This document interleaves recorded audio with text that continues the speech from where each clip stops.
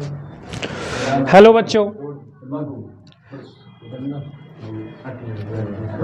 मैं संजय सर आप लोगों का सुधीर फाउंडेशन सर क्लास में आप लोगों का स्वागत करता हूं और आशा करता हूं कि आप लोग अपने बोर्ड एग्ज़ाम की तैयारी बहुत अच्छे तरीके से कर रहे होंगे। इसी बीच में आपको जैसे उस दिन हमने नाउन के बारे में कुछ बताया था, तो इंग्लिश पार्ट का एक और भाग है active voice and passive voice. जैसा कि बोर्ड में लिखा गया है, interchange of active and into passive voice यहाँ होना चाहिए, active voice into passive voice होना चाहिए।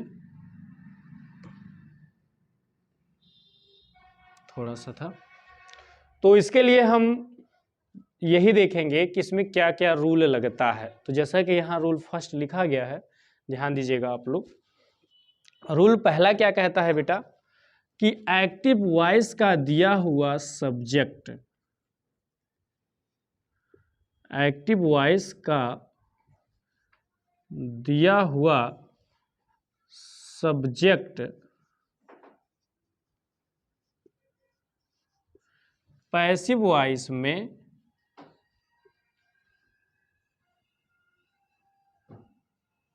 ऑब्जेक्ट बन जाता है।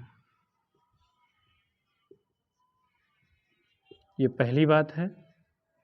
दूसरा नियम क्या कहता है बेटा कि एक्टिव वॉइस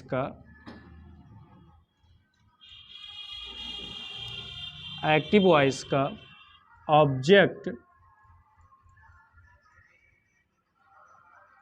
पैसिव वॉइस में सब्जेक्ट के रूप में लिखा जाता है। ये दूसरा नियम है बेटा। तीसरा नियम क्या कहता है? तीसरा नियम यही कहता है कि सेंटेंस को पैसिव वॉइस में बनाने के लिए, मतलब एक्टिव वॉइस का सेंटेंस, ध्यान दीजिएगा, सेंटेंस को पैसिव वॉइस में बनाने के लिए हमेशा वर्ब की थर्ड फॉर्म का प्रयोग किया जाता है। ये तीन मुख्यतः नियम है। इसमें एक नियम मैं और जोड़ दे रहा हूं बेटा कि उसी का पैसिव वॉइस बनेगा जो ट्रांसिटिव वर्ब में होता है। ध्यान रखिएगा, जो सेंटेंस ट्रांसिटिव वर्ब में होगा उसी का पैसिव वॉइस बनेगा, और जो पैसिव वॉइस में नहीं होगा उसका पैसिव वॉइस नहीं बनेगा। ध्यान दीजिएगा, ट्रांसिटिव वर्ब का पैसिव वॉइस बनता है जबकि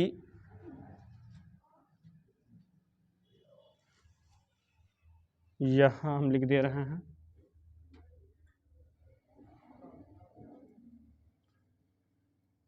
ट्रांसिटिव वर्ब का पैसिव वॉइस नहीं बनता है।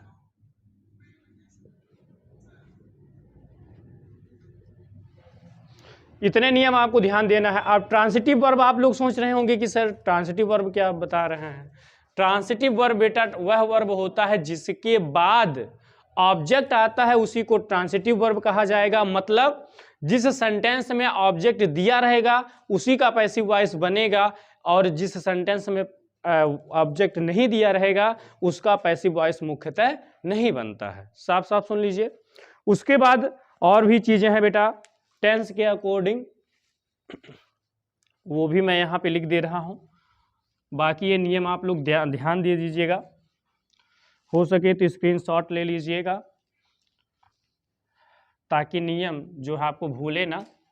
अगर नियम याद रहता है बेटा, वर्ब की सारी फॉर्म आपको याद रहती हैं, फर्स्ट फॉर्म क्या होता है, सेकंड फॉर्म क्या होता है, थर्ड फॉर्म क्या होता है वर्ब का, तो बड़े आराम से आप लोग जो है पैसिव वॉइस में चेंज कर ले जाएंगे सेंटेंस को।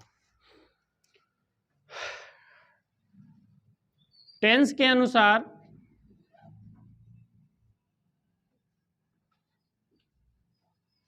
केवल 8 टेंस का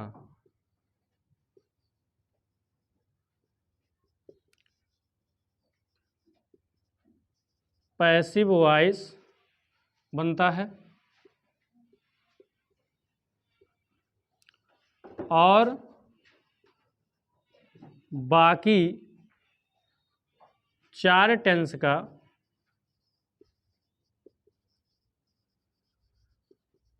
पैसिव वॉइस नहीं बनता है। तो इसके बारे में बेटा हम आगे चर्चा करते रहेंगे कि किसका पैसिव वॉइस बनेगा या किसका नहीं बनेगा। आप लोग ध्यान दीजिएगा किसका पैसिव वॉइस नहीं बनता है। जैसे मान लीजिए प्रेजेंट परफेक्ट कंटीन्यूअस टेंस रहेगा तो उसका पैसिव वॉइस नहीं बनेगा, पास्ट परफेक्ट कंटीन्यूअस टेंस रहेगा तो उसका भी पैसिव वॉइस नहीं बनेगा, फ्यूचर कंटीन्यूअस टेंस रहेगा तो उसका पैसिव वॉइस नहीं बनेगा, और फ्यूचर परफेक्ट कंटीन्यूअस टेंस रहेगा तो उसका पैसिव वॉइस नहीं बनेगा। मतलब जैसे भाई टेंस में क्या होते हैं, प्रत्येक टेंस के 4 भाग होते हैं, वैसे टेंस के मुख्य 3 भाग होंगे, फिर उसके कितने होंगे 4 भाग होंगे। तो 4 का अगर आप में 3 में मल्टीप्लाई करते हो तो होता है 12। तो 12 में केवल 8 का बनता है, बाकी 4 का नहीं बनता है, जिसका मैंने आप लोगों को नाम बताया। अब आते हैं बेटा सब प्रथम प्रेजेंट टेंस, अगर मान लीजिए कोई दिया गया है प्रेजेंट टेंस का कोई सेंटेंस है तो उसको पैसिव वॉइस में कैसे चेंज करेंगे, तो छोटे छोटे सेंटेंस के द्वारा हम देखेंगे, उसके बाद फिर हम लोग बड़ा जो है सेंटेंस बनाएंगे। एक एक दिन आप लोग जो है एक एक टेंस देखिएगा। आज मैं आपको प्रेजेंट इंडेफिनिट टेंस पढ़ा दे रहा हूं, उसके बाद प्रेजेंट कंटीन्यूअस टेंस पढ़ाऊंगा। 8 ही है तो बहुत ज़्यादा समय नहीं लगेगा, आपको समझ में भी आना चाहिए। तो देखिएगा पहला प्रेजेंट इंडेफिनिट टेंस का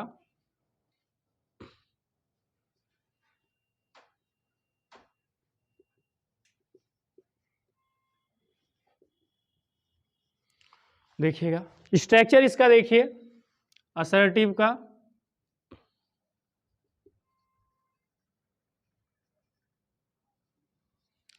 क्या कहता है एक्टिव वॉइस का स्ट्रक्चर देखो बेटा, पहले क्या होता है सब्जेक्ट होता है, उसके बाद वर्ब में क्या होता है यस, वर्ब की फर्स्ट फॉर्म उसमें यस या ईएस जोड़ी जाती है, और देन हमारा क्या होता है ऑब्जेक्ट होता है, उसके बाद फुल स्टॉप। नियम हमारा यही कहता है कि भाई अगर सब्जेक्ट सिंगुलर है, ध्यान दीजिएगा, अगर सब्जेक्ट सिंगुलर है तभी वर्ब में यस या ईएस जोड़ा जाएगा, अगर सब्जेक्ट प्लूरल है तब वर्ब में यस या ईएस नहीं जोड़ा जाएगा। ये नियम कहता है प्रेजेंट इंडेफिनिट टेंस का। पैसिव वॉइस इसका देखिए ध्यान दीजिएगा, भैया मेरे एक्टिव वॉइस का जो दिया हुआ ऑब्जेक्ट है सबसे पहले यहां चला आएगा, ठीक। और कोई भी टेंस होगा अगर वह इंडेफिनिट से जुड़ा हुआ है तो माय डियर ध्यान रखिएगा, जब उसको आप पैसिव वॉइस बनाया जाएगा तो जैसे ये प्रेजेंट इंडेफिनिट टेंस है तो उसकी जो हेल्पिंग वर्ब ली जाएगी वह प्रेजेंट कंटीन्यूअस टेंस की हेल्पिंग वर्ब ली जाएगी। तो प्रेजेंट कंटीन्यूअस टेंस की हेल्पिंग वर्ब क्या है, इज होता है, एम होता है, और क्या होता है आर होता है। अच्छी बात। उसके बाद क्या है, उसके बाद है बेटा वर्ब। वर्ब का हमेशा पैसिव वॉइस में थर्ड फॉर्म का प्रयोग किया जाएगा, हमेशा ध्यान रखिएगा। सेंटेंस चाहे असर्टिव हो, निगेटिव हो, इंट्रोगेटिव हो, उसमें क्या होता है बेटा हमेशा वर्ब की थर्ड फॉर्म का उपयोग किया जाता है। भैया बाई जोड़ा जाता है, पैसिव वॉइस में क्या जोड़ा जाता है बाई। उसके बाद यहाँ पर हमारा लास्ट क्या हो जाएगा सब्जेक्ट आ जाएगा। ध्यान दीजिएगा सर, बात यह है यह ऑब्जेक्ट उठ करके हमारा यहाँ चला आया और यह सब्जेक्ट उठ करके हमारा यहाँ चला आया। भैया मेरे यहाँ जो ऑब्जेक्ट रहेगा यह समझिएगा आप अपने दिमाग में कि यह इनटू सब्जेक्ट रहेगा। क्या रहेगा बेटा सब्जेक्ट रहेगा, और यहाँ जो हमारा सब्जेक्ट है वह क्या रहेगा इनटू ऑब्जेक्ट रहेगा। जाएगा। नाउन के लिए तो हमें कोई दिक्कत नहीं है। क्यों? क्योंकि अगर मान लीजिए यहाँ कोई नाउन है, नाउन तो समझते ही होंगे, नाउन 5 प्रकार का होता है। अगर कोई नाउन है तो नाउन का जैसे रहेगा, जैसे यहाँ किसी का नाम राम रखा गया होगा तो लास्ट में बाई राम हो जाएगा। प्रोनाउन के लिए प्रॉब्लम है, प्रोनाउन के लिए प्रॉब्लम है, तो इसको मैं बता दे रहा हूं इतना समझाने के बाद कि भाई एक्टिव वॉइस में अगर कोई प्रोनाउन रहेगा तो पैसिव वॉइस में वह कैसे प्रोनाउन हो जाएगा। तो इसको भी देख लेते हैं।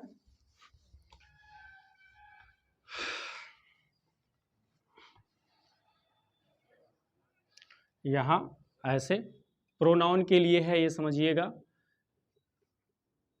एक्टिव वॉइस है और यहाँ ये पैसिव वॉइस में रहेगा। अगर एक्टिव वॉइस में सब्जेक्ट ही है तो पैसिव वॉइस में क्या हो जाएगा, हिम हो जाएगा। ऑब्जेक्टिव प्रोनाउन लगेगा, सीधा सीधा मतलब समझिएगा कि अगर यहाँ पर ये सब्जेक्टिव प्रोनाउन है तो यहाँ पे ऑब्जेक्टिव प्रोनाउन आएगा, हिम हो जाएगा। और अगर सी है तो यहाँ क्या हो जाएगा, हर हो जाएगा। और अगर यहाँ दे है तो यहाँ क्या हो जाएगा, दम हो जाएगा। और अगर यहाँ यू है तो यू का बेटा यू ही होता है। अगर यहाँ वी है तो यहाँ पर क्या हो जाएगा, अस हो जाएगा। उसके बाद माय डियर यहाँ अगर आई है तो यहाँ क्या हो जाएगा, मी हो जाएगा। और मान लीजिए अगर मौसम की बात की जाएगी, इट का प्रयोग हो गया तो यहाँ क्या हो जाएगा, इट्स हो जाएगा। इतनी चीजें होती हैं, प्रोनाउन के लिए मैंने बता दिया है। अगर एक्टिव वॉइस में ही रहता है तो यहाँ हिम हो जाएगा। अगर यहाँ सी रहता है तो यहाँ हर हो जाएगा। अगर यहाँ दे रहता है तो दम हो जाएगा। अगर यहाँ यू है तो यहाँ यू हो जाएगा। वी है तो अस हो जाएगा। आई है तो मी हो जाएगा। इट है तो इट्स हो जाएगा। ये चीजें हैं। तो फिर बेटा हम आते हैं उसी पर। सारे नियम मैं आपको बता चुका हूँ, स्ट्रक्चर में लिख के बता दिया हूँ। अब आते हैं एग्जाम्पल पे।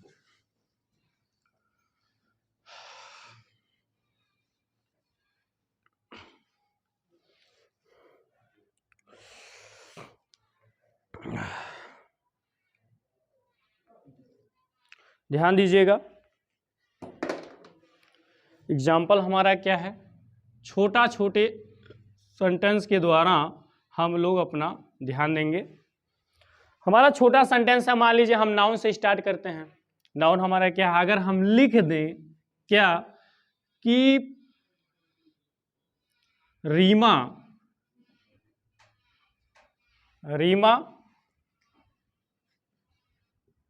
कट्स ए ट्री, छोटा सेंटेंस है, उसी के द्वारा हम देखेंगे।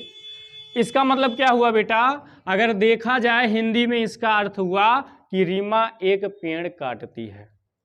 कट मीन्स क्या होता है, काटना। रीमा अकेली है, इसीलिए इस वर्ब में क्या लगा है, यस लगा। ये माय डियर हमारा सब्जेक्ट है और यह हमारा क्या है, मेन वर्ब है, जिसको आप लोग मुख्य क्रिया कहते हो हिंदी में। और ये जो ट्री है यह हमारा पूरा बेटा क्या है, ऑब्जेक्ट है। अब तो आप लोगों को क्लियर हो ही गया होगा क्या दिक्कत है। दिक्कत क्या है, अगर यह एक्टिव वॉइस में है, सेंटेंस दिया गया है, इसको हमें पैसिव वॉइस में बनाना है, तो जो भाई ए ट्री लिखा है उसी को हम सबसे पहले यहाँ ला के लिख देंगे। तो हमारा क्या हो जाएगा बेटा, यहाँ ए ट्री हो गया। भाई मैंने कहा कि अगर इंडिफिनिट यानी प्रेजेंट इंडिफिनिट टेंस का है, पैसिव वॉइस उसको बनाना है तो कंटीन्यूअस की हेल्पिंग वर्ब ली जाएगी। तो प्रेजेंट कंटीन्यूअस की हेल्पिंग वर्ब होती है क्या, इज, एम, आर होता है। तो ये ट्री लिखा है, सीधे सीधे ये बता रहा है कि अकेला है, तो यहाँ क्या हो जाएगा भैया मेरे, इज हो जाएगा। अच्छा, अब आती है बात वर्ब की थर्ड फॉर्म। माय डियर आप लोग ध्यान में रखिएगा, आपको जितने वर्ब का फॉर्म याद रहेगा, first form, second form, third form, उतना ही आप पैसिव वॉइस चेंज करते चले जाएंगे। तो भाई कट का तीनों फॉर्म क्या होता है बेटा, एक ही होता है, ठीक है ना। कट का तीनों फॉर्म क्या होता है, एक ही होता है। उसके बाद यहाँ बाई हम जोड़ देंगे प्रीपोजिशन के रूप में। मैंने क्या कहा था भैया, यहाँ जो सब्जेक्ट है यहाँ लास्ट में आकर के हो जाएगा, तो यहाँ क्या हो जाएगा बेटा, रीमा। अब यहाँ रीमा जो लिखा है नाउन है, तो नाउन को हम नहीं चेंज कर सकते हैं, तो बाई के बाद यहाँ क्या हो जाएगा, रीमा हो जाएगा। यह हमारा था बेटा एक्टिव वॉइस और यह हमारा क्या था, पैसिव वॉइस। मतलब ए वी मतलब एक्टिव वॉइस और पी मतलब क्या हुआ, पैसिव वॉइस।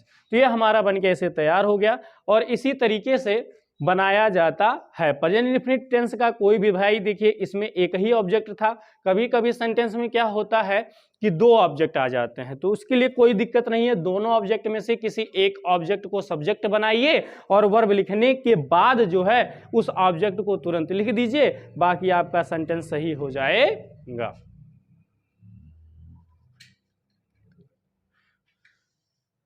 तो अभी देखिए ये सिंपल वाली बात हो गई, नेगेटिव भी देख लीजिए बेटा आप लोग।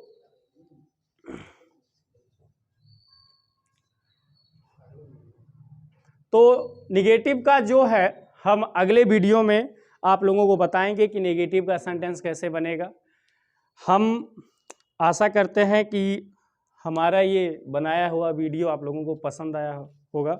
तो हम आपसे विनम्र निवेदन करते हैं कि इस वीडियो को जितना हो सके शेयर कीजिए, कमेंट कीजिए, क्योंकि हमें जो है आपके कमेंट से ही बताते हैं कि क्या कमी रह गई, क्या चीज़ें हैं, क्या नहीं है। तो इसी के साथ ये क्लास यहीं पर ख़त्म होता है। आप लोग अपना ख्याल रखिए, एग्ज़ाम की अच्छे से तैयारी कीजिए, आगे बढ़िए और जो है इस सुधीर क्लास फाउंडेशन को इतना पॉपुलर बनाइए कि हमारी जो मेहनत है वो सफल हो जाए। क्योंकि बेटा हम लोग बड़े मेहनत से वीडियो बनाते हैं, बहुत सारी चीज़ें करना पड़ता है, तो हमारा मेहनत जो है ये दिखना चाहिए बच्चों में, तभी हम लोगों को समझिए मिलेगी सफलता, ये समझिए। इसी के साथ हम अपनी वाणी को विराम देते हैं। जय हिंद।